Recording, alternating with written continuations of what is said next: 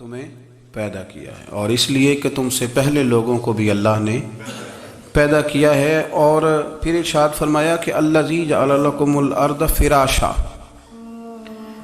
وہی رب ہے جس نے تمہارے لیے زمین کو فرش بنایا ہے، والسماء بناء، اور آسمان کو چھت بنایا ہے، وانزل من السماء ماء فاخرج به من الثمرات رزقا لکم،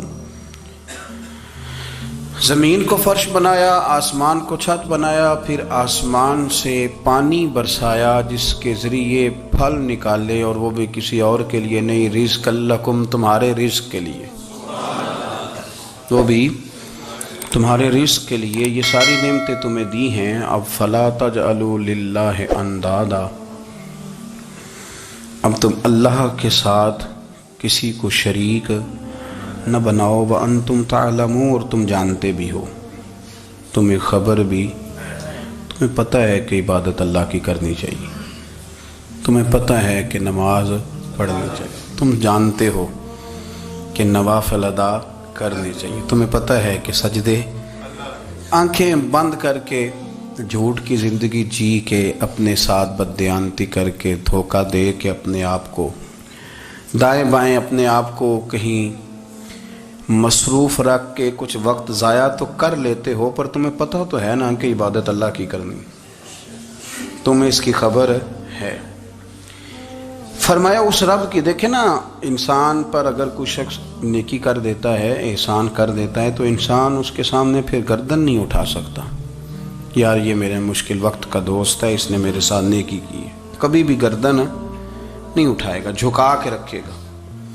تو اگر عام کوئی نیکی کر دے تو اس کے سامنے انسان کبھی گردن نہیں اٹھاتا، تو جو رب ساری نعمتیں عطا فرمائے، جو کہے کہ تیری تخلیق میں نے کی، تجھ سے پہلوں کو بھی پیدا میں نے کیا، تیرے لیے زمین کا بچھونا بھی میں نے بچھایا، آسمان کی چھت بھی میں نے لگائی، تیرے لیے زمین سے ساری اناج کو، پھل کو، کھیتیوں کو نکالا بھی تیرے لیے، اب تو اس طرح کر کہ تو میری عبادت کر، تو میری بارگاہ میں جھک جا۔ بہت سارے نشے لوگوں کو لگے ہوئے ہوتے ہیں، ہر آدمی کوئی نہ کوئی نشہ کرتا ہے، کوئی دولت کا کرتا ہے، کوئی شہرت کا کرتا ہے، کوئی اپنی تعریف کا نشہ کرتا ہے، دو چار لوگوں سے تعریف سن کے مطمئن ہو جاتا ہے۔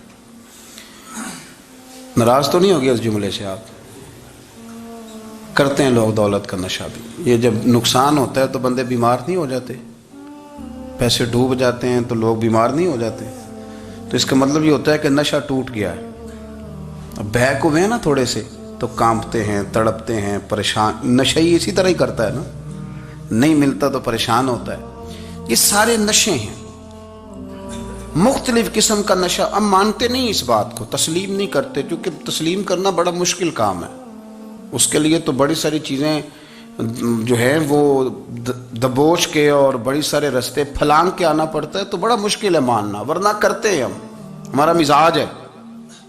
یہ گھومنے پھرنے کا، دنیا دیکھنے کا بھی ایک نشہ ہے، یہ بہت ساری باتیں کرنے کا بھی ایک نشہ ہے، گپ شپ کا بھی ایک نشہ ہے۔ دو چار لوگوں کی جب تک پگڑیاں نہ کھول لیں، بعض لوگوں کو نیند نہیں آتی، یہ غیبت کا، چغلی کا، بددیانتی کا، یہ بھی ایک نشہ ہے۔ اس پر ملا رومی رحمۃ اللہ نے بڑا کلام لکھا ہے، وہ کہتے ہیں مانگ کے کھانے کا بھی نشہ ہے، مانگ کے کھانے کا بھی نشہ ہے۔ وہ کہتے ہیں کہ ایک بھیک مانگنے والی خاتون تھی، تو بادشاہ کے پاس بھیک مانگنے آئی، تو بادشاہ کو پسند آ گئی، اس نے شادی کر لی۔ اب اس کو عادت تھی بھیک مانگ کے کھانے کی، تو وہ کنیزوں سے کہا کرتی تھی کہ فٹافٹ نہ روٹی لے کے آیا کرو، میں 2-3 دفعہ مانگوں تو پھر لایا کرو، کیونکہ ایک نشہ ہے نا، تو میں مانگوں 2-4 دفعہ تو پھر۔ تو انسان بہت سارے نشے کرتا ہے، یہ مانتا نہیں، یہ موبائل، یہ فیس بک، یہ سارے نشے ہی ہیں، اپنی فوٹو لگا لینا، سارا دن اسی کو دیکھتے رہنا۔ اور بڑے بڑے سیانے بندے جو وزادار ہیں، بڑے وزادار لوگ ہیں، لیکن وہ بھی سنجیدگی کے قائل نہیں، اس طرح کے نشوں کا شکار ہیں۔ یہ سارے نشے ہیں جو ہم نے پال لیے۔ ہمارے صوفیاء، ہمارے بزرگ فرماتے ہیں کہ تم اس طرح کرو، اگر سارے نشوں سے بچنا چاہتے ہو تو سجدے کا نشہ شروع کرو، سجدے کا نشہ شروع کرو۔ یہ نا اقبال کہتے ہیں عطار ہو رومی ہو رازی، آپ بات کو سمجھیں، عطار ہو رومی ہو رازی ہو غزالی ہو، کچھ ہاتھ نہیں آتا بے آہ سحر گاہی۔ کہتے بہت بڑا صوفی ہو جیسے فرید الدین عطار تھے، بہت بڑا تصوف کا امام ہو جیسے امام غزالی تھے، بہت بڑا تفسیر کا استاد ہو جیسے امام رازی ہو، عطار ہو رومی ہو رازی ہو غزالی ہو، پر کچھ ہاتھ نہیں آتا بے آہ سحر گاہی۔ اگر سویرے اٹھ کے روتا نہیں نا اللہ کی بارگاہ میں، اگر تہجد نہیں نہ پڑھتا تو کچھ ہاتھ نہیں آتا بے آہ سحر گاہی، پھر اس کو کوئی چیز نصیب۔ میری بات کی سمجھ آ رہی ہے آپ حضرات؟ جب تک آپ سویرے نہیں اٹھتے، آپ اللہ اللہ نہیں کرتے، آپ کو نوافل کا چسکا نہیں، عبادت کا مزہ نہیں، فرمایا میری عبادت کرو، یہ شوق پیدا کرو، میں نے تمہیں پیدا کیا ہے۔ ہم لوگوں کے نشے مختلف نشے، بڑا عجیب رنگ ہے۔ محفل کی صدارت کرنے والے بڑے پیر صاحب، بڑے القابات، اوہو بیچ میں سے بندہ تلاش کرنے سے بھی نہیں مل رہا، اتنے بڑے لقب ہیں اس کے، لیکن وہ سج سنور کے 2.5 گھنٹے بیٹھا رہا محفل میں، اور نماز کا وقت آیا تو اس نے مختصر سی پڑھی، وہ نکل گیا، وہ ہلکے سے سجدے کیے۔ او اتنا بڑا عشق رسول نعت کا، او ہو کیا بات ہے، اور عشق رسول کا بہت بڑا پیغامبر، بہت بڑا مبلغ، اور بیچارہ سمجھ ہی نہیں سکا کہ اللہ کے رسول نے فرمایا تو نماز پڑھ میری آنکھیں ٹھنڈی ہو جائیں گی۔ تو یہ نشے کے عادی تو ہیں پر حقیقت کے قائل نہیں ہیں۔ یہ بس ٹھیک ہے خوابوں کی دنیا میں لوگ زندہ ہیں، پر جن کو یہ جو نشہ تھا نا عبادت کا، یہ میرے رسول پاک کی چاہت ہے، یہ میرے نبی کریم علیہ السلام کی۔ آپ دیکھیں نا حضور مہینوں جا کے غار حرا میں بیٹھتے، کیا وہاں تبلیغ کرتے تھے؟ کوئی کتاب لکھتے تھے؟ رسول کریم علیہ السلام مہینہ رہتے غار حرا میں، کوئی نہ مجھے دیکھے، کوئی نہ مجھے ملے، حضور یہاں کیا ہے؟ فرمایا میں اپنے رب کی عبادت کروں گا۔ نبی کریم علیہ السلام نے سجدوں کے ساتھ پتھروں اور پہاڑوں کو آباد کر دیا، سجدوں کے ساتھ۔ آپ کا سجدہ آپ کو بہت ساری چیزوں سے چھڑا لیتا ہے، یہ بہت ساری جگہوں سے جھکنے سے بچا لیتا ہے۔ صوفیاء اولیاء یہ کیا کرتے تھے؟ یہ سجدے کا ذوق ہی تو پیدا کرتے تھے، سجدے کا ذوق۔ شاہ عبد العزیز دباغ رحمۃ اللہ تعالی علیہ اپنے مریدوں سے فرمایا کرتے تھے کہ اگر تم پکے نمازی بن جاؤ نا، تہجد گزار ہو جاؤ، تو میرے پاس آنا جانا چھوڑ دینا۔ عرض کی حضور کیوں؟ فرمایا میں تمہارے اور رب رسول کے رستے میں رکاوٹ نہیں بننا چاہتا، اور میرا مقصود ہے تمہیں وہاں تک پہنچانا، جب پہنچ گئے تو پھر میری ضرورت ختم ہو گئی۔ ہاں کبھی وسوسہ آئے، شک پیدا ہو، تکلیف ہو تو آنا، ورنہ میں نہیں چاہتا کہ میں رکاوٹ بنا رہوں۔ تم اللہ اللہ کرو، اس مالک کو راضی کرو۔ میرے رسول پاک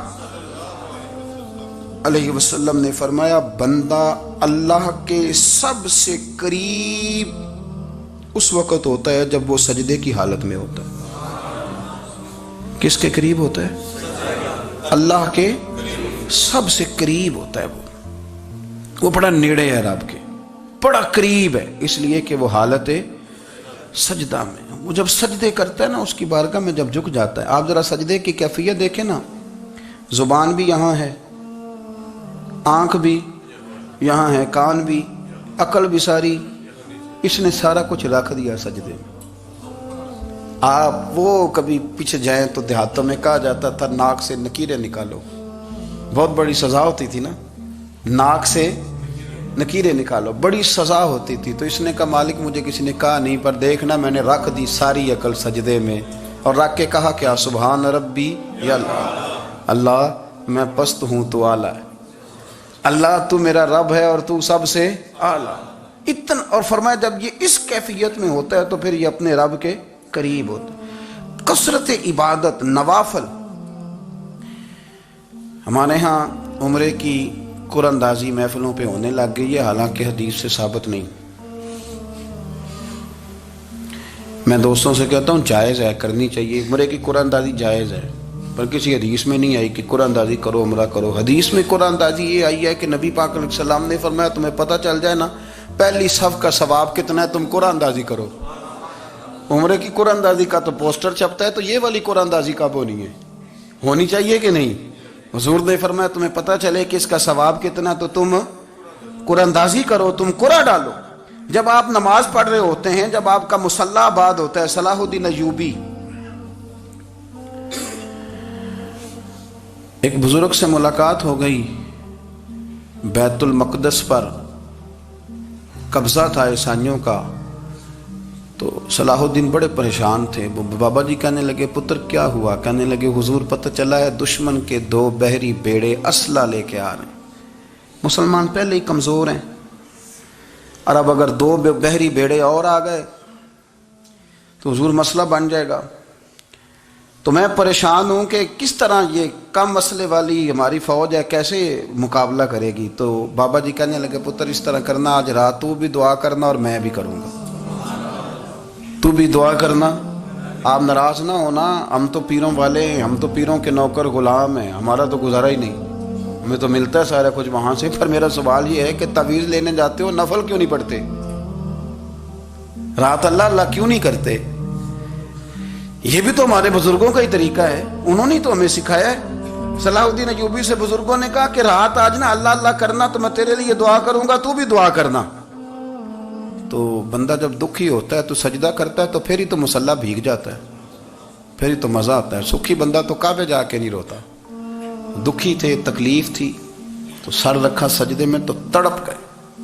اور وہ بابا جی کہتے ہیں میں مسجد آیا تو صلاح الدین چیخے مار کے رو رہا تھا اور کہہ رہا تھا مالک میں کوئی اپنی شان کے لیے تو نہیں نہ لڑ رہا، اللہ کو میں کوئی قبضوں کے لیے تو نہیں لڑ رہا، مالک تیرے لیے لڑ رہا ہوں، مجھے بے آبرو نہ کرنا، میری مدد فرمانا۔ کہتے ہیں میں آیا تھا کہ مسجد میں دعا کروں گا، پر صلاح الدین ایوبی کو روتے دیکھا تو میں لوٹ گیا۔ تو سویرے صلاح الدین ملے تو بڑے خوش تھے۔ میں نے کہا پتر کیا ہوا؟ کہنے لگے حضور وہ بحری بیڑے 2 آ رہے تھے نا اسلحہ لے کے، دونوں ڈوب گئے پانی میں ڈوب گئے۔ تو بابا جی کہنے لگے صلاح الدین وہ پانی میں نہیں ڈوبے، وہ تیرے آنسوؤں میں ڈوب گئے، وہ غرق ہو گئے، وہ جو تو نے مصلی بات کیا تو وہ تیرے آنسوؤں میں ڈوب گئے، وہ غرق ہو گئے، وہ تباہ، اتنے قیمتی تھے تیرے آنسو کے بہا لے گئے دشمن کے بحری بیڑوں کو۔ میرے بھائی ٹھیک ہو گیا جی، میرے عزیز سمجھ لیں اس بات کو ہمیشہ کے لیے، اور اس پر غور کر لیں اچھے طریقے سے کہ میرے رسول کریم سید عالم صلی اللہ علیہ وسلم نے نا ہماری توجہ دلائی، حضور نے ہمیں بتلایا، ہمارا ذوق بڑھایا عبادت کی طرف۔ ایک صحابی تھے حضرت ابو فاطمہ رضی اللہ تعالیٰ عنہ، یہ ترمذی شریف کی حدیث ہے۔ نبی پاک علیہ السلام نے فرمایا ابو فاطمہ قیامت کے دن مجھ سے جلدی ملنا چاہتے ہو کہ دیر کے ساتھ؟ تو کہنے لگے حضور کون ہوگا جو دیر سے ملنا چاہے گا؟ ہم نے تو جان دے دی وعدہ دیدار پر۔ اعلیٰ حضرت فرماتے ہیں جان دے دی وعدہ اور نقد اپنا دام ہو ہی جائے گا۔ مجھے لگتا ہے کہ یہ سودا نقد و نقد ہو جانا ہے، چونکہ ہم نے جان دے دی وعدہ دیدار پر۔ آپ نے وعدہ کیا تھا کہ مریں گے تو پھر زیارت ہوگی، تو مر گئے ہم زیارت کی خاطر۔ جان دے دی وعدہ دیدار پر تو نقد اپنا دام ہو ہی جائے گا۔ اے رضا ہر کام کا ایک وقت ہے، دل کو بھی آرام ہو ہی جائے گا۔ تو حضرت ابو فاطمہ رضی اللہ تعالیٰ عنہ سے نبی پاک صلی اللہ علیہ وسلم نے فرمایا جلدی ملنا چاہتے ہو کہ دیر سے؟ عرض کی حضور فٹافٹ ملنا ہے، میں نے قیامت کے دن آپ سے جلدی ملنا ہے۔ تو نبی پاک علیہ السلام نے فرمایا پھر اس طرح کرنا، دنیا میں رہ کے سجدے زیادہ کرنا، پھر سجدے زیادہ کرنا، قیامت میں ملاقات جلدی ہو جائے گی، قرب ملے گا تمہیں۔ اپنے بچوں کے اندر دیکھیں نا، ہم شوق پیدا کرتے ہیں، ہمیں صحیح لفظ نہیں بولنے آتے پر ہم بچوں میں شوق پیدا کرتے ہیں کہ پتر ڈاکٹر بن جائے گا تو بڑا نفع کرے گا، تو لوگوں کی خدمت کرے گا، ملک و ملت کی خدمت کرے گا، تیرے ابا کا نام روشن ہوگا، تیرے دادا کی تعریفیں ہوں گی۔ ہم یہ ذوق پیدا کرتے ہیں، ہم اپنے نوجوانوں کے اندر یہ فکر پیدا کرتے ہیں، انہیں ہم سمجھاتے ہیں کہ میاں جب تم پڑھو گے، محنت کرو گے تو فلاں آدمی کی طرح تمہارا نام ہوگا۔ یہ جتنا ذوق ہم بچوں کے اندر ان چیزوں کا پیدا کرتے، ہمیں حکم ہے کسی طرح ہم ذوق پیدا کریں کہ پتر نماز پڑھے گا تو اللہ راضی ہو جائے گا، تو سجدہ کرے گا۔ دیکھیں نا میرے رسول کریم علیہ السلام نے فرمایا 7 سال کے بچے کو مسجد لے کے جاؤ، یعنی اسے شوق دلاؤ، اس کے اندر یہ خاصیت پیدا کرو کہ اس کا دل کرے مسجد میں جانے کا، اس کے اندر یہ خصوصیات لاؤ کہ وہ ہمارے ہاں نا ہر چیز کو پروموٹ کیا جا رہا ہے، ہر چیز کو، ہر چیز کو، یعنی سر سنگیت سکھانے کے لیے اکیڈمیاں بن گئی ہیں، ہر شے پروموٹ ہو رہی ہے، عبادت کا جذبہ کم ہوتا جا رہا ہے، اللہ اللہ کا ذوق ہمارے اندر نہیں رہا۔ اور اتنا مشکل ہم نے اپنے لیے بنا لیا ہے کہ وہ بندہ جو بڑی زبردست مذہبی گفتگو کر رہا تھا اور تگڑی بات کر رہا تھا، کیا بات ہے، لیکن نماز کے بارے میں کمزوری دکھا جاتا ہے، نوافل کے بارے میں وہ چپکے سے نکل جاتا ہے۔ امام احمد بن حنبل رحمۃ اللہ تعالی علیہ، مسند امام احمد بن حنبل 14 جلدوں میں ہے مارکیٹ میں، اور مجھے تو خیر پسند ہی بڑی ہے، میں نے تو کئی دفعہ پڑھی ہے، اور کیا بات ہے امام احمد بن حنبل کی، کیسے تگڑے قسم کے محدث تھے، اور اللہ نے کتنا انہیں اعزاز عطا فرمایا ہوا تھا، یہ کوڑے بھی کھاتے تھے دین کی خاطر، سارا کرتا لہو سے بھر بھی جایا کرتا تھا، بڑا اعزاز والا شخص تھے، بڑے اعزاز والے، حدیثیں جمع کرنا، حدیثیں لکھنا، حدیث پڑھانا، سارا دن رہتے تھے، کہہ سکتے تھے کہ میں کر تو رہا ہوں کام، اور حدیث بھی موجود ہے کہ عالم عابد سے افضل ہوتا ہے، پر اس کے باوجود امام احمد بن حنبل رحمۃ اللہ علیہ 300 نفل فرض نمازوں کے علاوہ پڑھا کرتے تھے، 300 نوافل روز پڑھا کرتے تھے۔ ان کے بیٹے نے کہا ابا جی مکان خریدنا ہے تو وہ جگہ کہاں کر کے لوں، بہت ساری آبادیاں، تو فرمایا پتر وہاں لینا جہاں مسجد قریب ہو۔ میرے رسول کریم سید عالم صلی اللہ علیہ وسلم اتنا پسند کرتے مسجد کو، اتنا پسند کرتے نماز کو، کہ رسول کریم صلی اللہ علیہ وسلم تہجد کی نماز بھی پڑھتے، پھر حضور فجر کی نماز بھی پڑھتے، نبی پاک وتر کو الگ کر کے پڑھتے، عشاء کے ساتھ نہیں پڑھتے۔ یہ تو ہم اس لیے اجازت دی ہمارے بزرگوں نے کہ بعد میں اٹھے گا کون علیحدہ وتر پڑھنے کے لیے، عشاء کے ساتھ پڑھ لے، وتر پڑھتے، تہجد پڑھتے، فجر پڑھتے، اشراق پڑھتے، چاشت پڑھتے، پھر مغرب کی نماز کے بعد 6 رکعت اوابین پڑھتے، پھر رات کو صلاۃ اللیل پڑھتے۔ سیدہ عائشہ صدیقہ کہتی ہیں زمانہ سو جاتا اور میرے رسول مصلی بچھا کے کھڑے ہو جاتے، او یار کھیتی باڑی کر کے نہیں، محنت مزدوری کر کے نہیں، جناب عائشہ کہتی ہیں میں یہ بھی دیکھتی کہ حضور ایک آیت شروع کرتے تو ساری رات اسی کو پڑھتے، اور میری نظر جاتی تو قدم مبارک پہ ورم آ جاتا۔ یار نماز پڑھ پڑھ کے، اتنی مشقت کر کے، اتنی جد و جہد کر کے ورم آ گیا، یا رسول اللہ اتنی محنت کیوں کرتے ہو؟ فرمایا افلا اکون عبدا شکورا، کیا میں اپنے رب کا شکر گزار بندہ نہ بنوں؟ صحابہ کا ذوق عبادتوں کا، ریاضتوں کا، تلاوتوں کا، طبیعت ہے ان کی، وہ ایک دوسرے کو، حضرت مولا علی شیر خدا کرم اللہ تعالی وجہہ الکریم کے زمانے میں روم کے بادشاہ نے کہا یار یہ مسلمانوں کا پتہ تو کرو، یہ آخر کیوں اتنے زیادہ مجاہد ہیں؟ اس زمانے میں جاسوس بھیجنے کا مزاج تھا، اب تو جاسوس پکڑا جاتا ہے، اب تو جاسوس، اور جاسوسی کا شوق ویسے آج بھی ہے۔ عرض کروں تھوڑی سی بات اس عنوان سے، پتہ ہے کیا ہمارا مسئلہ ہے؟ ہم جہاں جاتے ہیں نا وہاں تھوڑی خوشبو سونگنے کی کوشش کرتے ہیں، وہ کیا ہے تو یہ کیا ہے تو ادھر کیا ہے تو تھوڑا سا ادھر کیا ہے۔ میرے رسول پاک پڑھیے درود شریف، سارے پڑھیے ذرا زور سے، صلی اللہ تعالی۔ نبی پاک علیہ السلام نے فرمایا جاسوسی نہ کرنا ورنہ تم بندوں کو خراب کر دو گے، اور فرمایا اس طرح نہ ہو کہ تم کسی کے اب کھول نہ نکلو تو تمہارے پہلے کھول جائیں۔ یہ جو ذوق ہے نا یہ ختم کریں، چھوڑیں، مطلب آپ کس چکر میں پڑے ہوئے ہیں، اتنی زیادہ توجہ کرنے کی کیا ضرورت ہے؟ اپنے کام سے کام رکھیں، اس میں بندہ تھوڑا سا نا آسان رہتا ہے۔ یہ جو بہت زیادہ ٹٹولنے والے لوگ ہوتے ہیں نا وہ بےچارے پھر عمر ٹٹولتے ہی گزار دیتے ہیں، اس لیے کہ مزاج ہی بہت پکا ہے، بوری کا منہ کھول کے اندر تک ہاتھ ڈالنا، تو پھر کئی دفعہ سامنے سے بچھو بھی لڑ جاتا ہے، خرابی ہوتی ہے۔ تو جاسوسی کی جاتی تھی، اس نے بھی جاسوس بھیجے، کیونکہ قبیلوں کے لوگ تھے، کچھ مسلم کچھ کافر، پہچانے نہیں جاتے تھے لوگ، تو کچھ لوگ اس نے بھیجے، انہوں نے آ کے نا تحقیق کی، ریسرچ کری کہ آخر ماجرا کیا ہے، تو واپس جا کے انہوں نے رپورٹ دی نا روم کے بادشاہ کو۔ اس رپورٹ کا ایک جملہ بڑا شاندار ہے، وہ کہنے لگا بادشاہ ہمیں مسلمانوں کی کوئی سمجھ نہیں آئی، ہمیں کوئی سمجھ نہیں آئی۔ انہوں نے کہا بھی کیوں نہیں سمجھ آئی؟ کہنے لگے یار عجیب بندے ہیں، جب رات مصلی پہ بیٹھتے ہیں تو یوں لگتا ہے ان کا دنیا سے رشتہ ہی کوئی نہیں، کوئی کسی کو نہیں جانتا، کوئی اپنے دکھ سنا کے رو رہا ہے، کوئی اپنی بات کر کے رو رہا ہے، لگتا ہے کہ ان کا کوئی رشتہ ہے ہی نہیں۔ جب مصلی پہ بیٹھتے ہیں اور فرمایا جب سویرے یہ جہاد کرنے نکلتے ہیں تو لگتا ہے ان سے زیادہ دلیر ہی کوئی نہیں. حالانکہ جو مسلوں پہ رونے دھونے کے لوگ ہوتے ہیں وہ کئی دفعہ جہاد میں کام نہیں کرتے، لیکن عجیب لوگ ہیں کہ رات کے راہب ہیں، دن کے مجاہد ہیں، کوئی سمجھ نہیں آتی. میرے عزیز، ان لوگوں نے مسلح آباد کر کے رکھا، تلاوتیں ان کا ذوق رہی، منظر روز پڑھنا، اسباق پڑھنا، وظائف پڑھنا، یہ ان کا ذوق رہا. اعلیٰ حضرت بریلوی رحمت اللہ نے 1000 کتاب لکھی ہے، لیکن الوظیفۃ الکریمہ کے نام سے جو وہ صبح و شام وظائف پڑھتے تھے وہ الگ انہوں نے ان کو بیان کیا، پابندی کے ساتھ اپنی اللہ اللہ کرتے.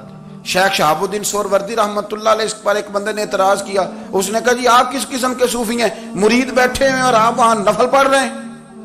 یہ بھی بڑا مسئلہ ہوتا ہے نا، جو بندہ ملنے آتا ہے وہ اپنے ٹائم کے حساب سے آتا ہے، اور پھر اس کا یہ بھی خیال ہوتا ہے کہ پیر صاحب جو ہیں وہ چونکہ درویش ہیں تو نہ انہیں روٹی کھانی چاہیے نہ سونا چاہیے، چونکہ وہ درویش ہیں، اور ہم چونکہ درویشوں کے ماننے والے ہیں لہذا ہمارا یہ طریقہ ہونا چاہیے کہ جیسے ہم کہیں درویش ویسے ہی کر جائے. حالانکہ جس کو آپ درویش کہیں گے آپ اس کی مانیں گے، آپ منوائیں گے نہیں، ہمارا مزاج ہوتا ہے. شیخ شہاب الدین پر لوگوں نے اعتراض کی، حضور لوگ ملنے آئے ہیں، زیارت کرنے آئے ہیں، یہ بندے دعا کرانے آئے ہیں، اللہ اللہ کرانے آئے اور آپ نفل پڑھ رہے ہیں. کیا جملہ ہے، کیا حسن ہے، کیا خوبصورتی ہے. فرمانے لگے رب رسول سے مانگنے کے لیے مصلی بچھایا ہے، اگر وہاں سے مانگوں گا نہیں تو تمہیں دوں گا کیا؟ پہلے مجھے کچھ لے تو لینے دو، اگر میرے پلے کچھ ہے ہوگی تو آگے دوں گا نا. تو میں مانگنے گیا تھا کہ یا اللہ دے، تیرے بندے لینے آئے دے، تو میں کچھ لوں گا تو آگے دوں گا نا. لیکن ہمارا یہ سٹیٹس، یہ مزاج، یہ شعور نہیں ہے. گپیں، کہانیاں، داستانیں، گفتگو، خطابت، واز، کیا بات. لیکن اگر کچھ کرنے کا کام ہو تو وہ نہیں ہم سے ہوتا. میرے نبی کریم علیہ الصلوۃ والسلام نے مصلی سے دل لگانے کا درس دیا، حضور نے توجہ دلائی. صحابہ اس ذوق کے حامل لوگ تھے، وہ کوشش کرتے تھے. جناب صدیق اکبر رضی اللہ تعالیٰ عنہ کا عبادت کا مزاج ہمیشہ قائم رہا. حضرت عمر فاروق ساری رات اللہ کے حضور کھڑے رہے. حضرت عثمان غنی رضی اللہ تعالیٰ عنہ عشاء کی نماز پڑھ کے 2 رکعتوں کی نیت باندھتے تھے، 15 سپارے پہلی رکعت میں پڑھ دیتے تھے اور 15 سپارے قرآن مجید کے دوسری رکعت میں پڑھ دیتے. آپ نے نا حضرت عمر فاروق کے وصال کے بعد ان کی ایک بیوہ سے نکاح کیا. حضرت عثمان غنی نے نکاح کیا. وہ خاتون آپ کے نکاح میں آئیں تو عرض کرنے لگی امیر المومنین میرے لیے اعزاز تو بہت ہے کہ میں امیر المومنین کی بیوہ تھی تو امیر المومنین کی منکوحہ ہو گئی ہوں، لیکن حضور نہ تو میں جوان ہوں کہ میرے اندر رغبت ہوتی اور نہ میں اب اس قابل ہوں کہ کوئی خدمت کر سکوں. میرے ساتھ نکاح کی وجہ کیا بنی؟ تو عثمان غنی رو پڑے. فرمانے لگے میں نے عمر فاروق کو مسجد میں اپنے رب سے ڈرتے ہوئے دیکھا ہے، میں نے اسے روتے ہوئے دیکھا ہے، عدل کرتے دیکھا ہے، انصاف کرتے دیکھا ہے، امت کی خیر خواہی کرتے دیکھا. تمہارے ساتھ نکاح اس لیے کیا ہے کہ تم مجھے یہ بتاؤ کہ عمر فاروق گھر کے اندر اپنے رب کو کیسے راضی کرتے تھے، گھر کے اندر کیسے راضی کرتے تھے. وہ طریقے بتلاؤ، تم بتاتی جانا اور میں بھی اسی طرح گھر میں عبادت کروں. میرے رسول کریم علیہ الصلوۃ والسلام نے ارشاد فرمایا، حضور فرمانے لگے جس گھر میں اللہ کا ذکر ہوتا ہے وہ گھر زندوں کا ہے، اور جس گھر میں رب کریم کا ذکر نہیں ہوتا وہ گھر زندوں کا نہیں ہے. گھر نا ہم نا کتابوں میں پڑھتے ہیں کہ ایک بزرگ کہتے ہیں، حضرت فضیل بن ایاز کہتے ہیں کہ میں ایک گلی سے گزر رہا تھا تو گھر کے اندر کسی قاری صاحب نے قرآن کی آیت پڑھ دی، ولی من خاف مقام ربہ جنتان.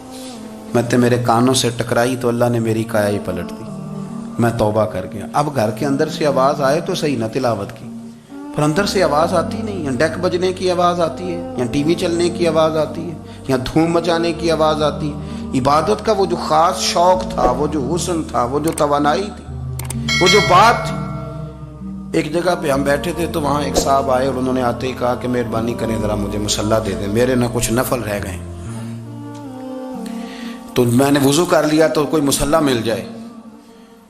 مصلی انہیں دے دیا گیا، وہ مصلی لے کے چلے گئے تو پیچھے ایک صاحب نے تبصرہ کیا، کہنے نے کتنا ریاکار بندہ ہے، لوگوں کو دکھا رہا ہے کہ میں نفل پڑھتا ہوں، ہے کوئی بات کرنے والی. میں نے اسے کہا، میں نے کہا تو مہربانی کرنا اس طرح کی ریاکاری تو بھی کر، پکڑ مصلی اور جا تو بھی تھوڑی ریاکاری کر کے آ، اٹھ ذرا شکر کر کو یہ ریاکار بھی ملا ہے. کوئی نفل پڑھ کے ریاکاری کر رہا ہے. اللہ کا میں کہتا ہوں کو پڑھے تو صحیح نہ یار، یہ کوئی دور ہے نفل پڑھنے کا؟ اس میں تو لوگوں کا مزاج ہی نہیں، طبیعت ہی نہیں. میں نے کہا چل مہربانی کر یہ لے مصلی اور تو بھی جا تھوڑی سی یا کر یا ریاکاری کرو تو صحیح نا. مزاج ہی نہیں، ذوق. جمعے کی نماز پڑھ کے یوں دنیا بھاگتی ہے، او ہو پتہ نہیں کون سی پیچھے آگ تھی جو بجھائی جائے گی. اور آج تک لوگ مسئلہ پوچھ رہے ہیں کہ جمعے کی بعد والی سنتیں کتنی ہوتی ہیں. میں نے کہا کتنے سال ہو گئے جمعہ پڑھتے، کتنے سال ہو گئے، ابھی تک سنتوں کا نہیں پتا. ابھی تک نے علم کے پہلے کتنی رکھتے ہیں اور بعد میں کتنی رکھتے ہیں. فجر کی سنتیں کب پڑھنی چاہیے؟ سنو فجر کی سنتوں کے بارے میں. میرے رسول کریم سید عالم صلی اللہ تعالی علیہ وسلم سے ایک صحابی نے پوچھا تھا حضور میری فجر کی سنتیں رہ گئیں یا رہ جاتی ہیں تو حکم کیا ہے؟ کیا انداز ہے حضور کا. بخاری مسلم کے لفظ سنو. حضور سید عالم صلی اللہ علیہ وسلم فرمانے لگے، اس نے کیا پوچھا تھا؟ حضور جواب کیا دیتے ہیں؟ فرمایا فجر کی سنتیں کبھی نہ چھوڑنا، فجر کی پہلی 2 سنتیں کبھی نہ چھوڑنا. یا رسول اللہ صلی اللہ تعالی علیہ وسلم میری رہ گئی ہیں، رہ جاتی ہیں. فرمایا فجر کی 2 سنتیں نہ چھوڑنا. فرمایا فجر کی پہلی 2 سنتیں مجھے دنیا اور دنیا کے اندر جو کچھ ہے وہ سب سے زیادہ پیاری ہے. فجر کی 2 سنتیں دنیا اور دنیا میں جو کچھ ہے مجھے وہ سب سے زیادہ پیاری ہیں. اس لیے فجر کی سنتیں نہ چھوڑنا. اپنا ذوق، اپنی طبیعت، ہم نے نا ذوق غلط بنا لیا ہے. اگر 20 بندے کہہ بھی دیں گے تو نے بڑی شاندار تلاوت کیا تو کیا اس سے بنے گا؟ 100 بندہ کہہ بھی دے تیری کیا بات ہے، کیا بات ہے نعت خاں کی، کیا بات ہے علامہ صاحب کی، پیر صاحب کی، پیر مہر علی شاہ صاحب رحمت اللہ علیہ. آپ تشریف فرما تھے تو آپ کے ایک ہی بیٹے بابو جی جن کو کہا جاتا ہے، جس دن صاحبزادے پیدا ہوئے تو خادم نہ وہاں سے نکلا. ان لوگوں کے شوق اور طرح کے تھے نا تو ان کی توجہ بھی اپنے شوق کی طرف رہتی. تو خادم نکلا اندر سے، پیر صاحب مبارک ہو، پیر صاحب مبارک ہو، پیر صاحب مبارک ہو، پیر صاحب مبارک. وہ شور کر رہا ہے تو پیر صاحب کو وجد ہو گیا. اللہ اکبر، اللہ اکبر، اللہ. وہ کیا ہوا؟ کس بات کی مبارک دے رہے ہو؟ عرض کی حضور اللہ نے بیٹا دیا ہے. تو آپ فرمانے لگے اچھا حضور آپ کیا ہوا؟ آپ تو پریشان ہو گئے. فرمانے لگے جب تو نے 3 دفعہ کہا نا مہر علی کو مبارک ہو تو میں سمجھا تھا شاید تجھے کسی نے بتا دیا ہے کہ مہر علی سے اللہ راضی ہو گیا. میں سمجھا تھا کہ شاید تو یہ خبر لے کے آیا ہے کہ کسی نے بتایا ہے کہ مجھے آج خبر ملی ہے کہ مہر علی سے رب اچھا پتر ہوا ہے. الحمدللہ، اللہ کا شکر ہے. پر میرے لیے مبارک کا دن وہ ہوگا جب میرا رب کہے گا کہ میں مہر علی سے راضی ہوں. میرے محبوب کہیں گے کہ میں مہر علی سے. آپ بات کو سمجھیں. شوق ہی کسی اور طرف تھا، دل ہی کہیں اور لگا ہوا تھا، طبیعت ہی کہیں اور مائل تھی. کوئی وظیفہ پوچھتے تھے تو پڑھتے تھے وہ لوگ، کچھ اللہ اللہ انہیں بتائی جاتی تھی تو کرنے کا ذوق رکھتے تھے، طبیعت تھی، قائل تھے. حضرت ربیع کہتے ہیں میں بڑی دور سے سفر کر کے گیا حضرت اویس کرنی سے ملنے، بڑی دور سے. اور جب میں پہنچا تو فجر کا وقت تھا تو حضرت اویس کرنی کو میں نے پا لیا. تو وہ نماز پڑھ کے نا قرآن شریف لے کے بیٹھ گئے. فرماتے ہیں اشراق چاشت کا وقت ہوا تو نفلوں کی نیت باندھ لی. محدث ابن الجوزی نے لکھا ہے، فرماتے ہیں پھر جب زوال کا وقت ہوا تو مسجد میں جھاڑو دینے لگ گئے. زور کی نماز پڑھ کے تو عصر کی تیاری تک وہ مسجد میں بیٹھے رہے. اور میرے نبی پاک علیہ السلام نے فرمایا جو نماز کے انتظار میں بیٹھا ہو وہ نماز ہی میں ہے، وہ نماز ہی میں ہے. فرمایا میری دنیا، میری امت کی جو رہبانیت ہے نا وہ اتنی ہے کہ نماز کا انتظار کرے. اذان کے بعد نماز کا یہ راہب ہیں، یہ اس وقت چھوڑ کے بیٹھے ہیں سارا کچھ. فرماتے ہیں عصر تک انہوں نے اللہ اللہ کی، پھر مغرب تک کی، عشاء کی نماز ہوئی تو نماز پڑھی تو وہ تھک گئے. اب مجھے وہ فارغ ہوں مصلی چھوڑے تو میں ملاقات کروں نا. یہ آپ حیران نہ ہو کہ اتنی دیر بندہ کیسے اللہ اللہ کر. ہم نے کی نہیں نا اس لیے ہم پریشان ہیں. جو عادی ہوتے ہیں وہ کر بھی لیتے ہیں. وہ یہ کام، میری بات کی سمجھ آ رہی ہے؟ جب جاتے ہو کسی دفتر میں تو 8 گھنٹے کھڑے رہ لیتے ہو نا، مجبوری ہوتی ہے تو کھڑے رہا جا سکتا ہے. پاسپورٹ کے دفتر بولیے، امیگریشن کی لائنوں میں، اور میں نے تو امبیسیوں میں بندے 12 گھنٹے پہلے جا کے کھڑے دیکھے، رہ لیتے ہیں کھڑے. تو اگر ان کاموں کے لیے رہا جاتا ہے تو اللہ رسول کے لیے بھی کھڑے رہا جا سکتا ہے. تو فرمانے لگے کہ جب عشاء کی نماز کے بعد آخر انسان تھے، تھک گئے، نیند کا غلبہ ہوا تو تھوڑی ایسے آنکھ بند ہوئی تو کھولی تو رونے لگے. حضرت ویسے کرنی ہے، رو کے کہنے لگے مالک مجھے غافل تو نہ کر، ابھی میں نے کیا بھی کچھ نہیں، دن ختم ہو گیا، کوئی نفل نہیں، کوئی اللہ اللہ نہیں، اللہ مجھے غافل نہ کر، میری مدد فرما۔ فرماتے ہیں جب وہ روئے تو میرے ساتھ جو شخص تھا، میں نے کہا اٹھو چلیں، کہنے لگا حضور ملنا نہیں، فرمایا جو میں لینے آیا تھا وہ مجھے مل گیا ہے، جو میں ان سے سیکھنے آیا تھا وہ مجھے نصیب ہو گیا، اب اور میں نے کیا لینا، ختم ہو گئی بات، اٹھو چلیں۔ اللہ کے بندوں نے حضرت ربیعہ بن کعب اسلمی رضی اللہ تعالیٰ عنہ فرماتے ہیں، کہتے ہیں جب بنو قریظہ اور بنو نذیر یہودیوں کے ساتھ حضور علیہ السلام نے جنگ کا اعلان فرمایا تو وہ دشمن ہو گئے، ہمیں خطرہ تھا کہ وہ رات کو کہیں محبوب کو تکلیف نہ دیں، تو کچھ لوگ نا تلواریں لے کے نبی پاک کے دروازے پہ پہرے داری کرتے تھے۔ گن مین رکھنا حرام نہیں، اگر کسی کو واقعی خطرہ ہو تو اس کے لیے سنت بھی ہے۔ حضرت علی المرتضیٰ تلوار لے کے حضور کے گھر کا پہرا دیتے تھے۔ حضرت ربیعہ بن کعب اسلمی رضی اللہ تعالیٰ عنہ فرماتے ہیں کہ رات میری ڈیوٹی تھی کہ میں حضور کے گھر کا پہرا دوں گا، تو فرماتے ہیں میں باہر سن رہا تھا، ساری رات ہی میرے نبی پاک نے اللہ کی تسبیح پڑھی، ساری رات، کبھی تسبیح، کبھی تحلیل، کبھی تحمید، کبھی تکبیر، ساری رات۔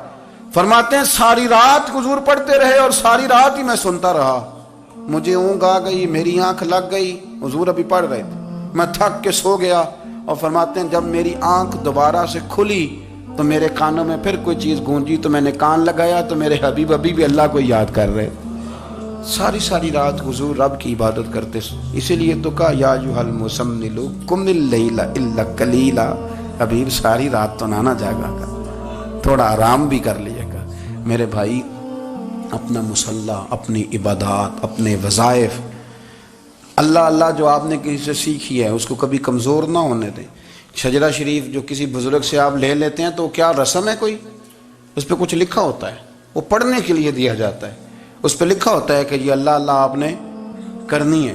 ساری زندگی کسی اسکول میں داخل ہو گئے اور وہاں جا کے آپ نصاب ہی نہ پڑھیں، کتاب ہی نہ کھولیں تو پاس ہو جائیں گے؟ تو کہتے ہیں میں 20 سال جاتا رہا ملا کچھ نہیں، تو آپ نے لیا کیا ہے؟ ایک اتنی سی کتاب تھی، اس کو تو کھول کے آپ دیکھ نہیں سکے، اس کے وظائف تک تو رسائی نہ ہوئی، اس لیے کہ اللہ اللہ کرنا مشکل ہے اور تصویر کھنچانا یہ آسان کام ہے۔ تو جو آسان ہے اس طرف ہماری توجہ لگی رہتی ہے اور جو مشکل ہے اس طرف ہم ذوق پیدا نہیں کرتے۔ یا ایھا الناس اعبدوا ربکم الذی خلقکم والذین من قبلکم لعلکم تتقون، اے لوگوں اس رب کی عبادت کرو جس نے تمہیں پیدا کیا اور تم سے پہلوں کو پیدا کیا، اس لیے عبادت کرو کہ تم پرہیزگار ہو جاؤ گے۔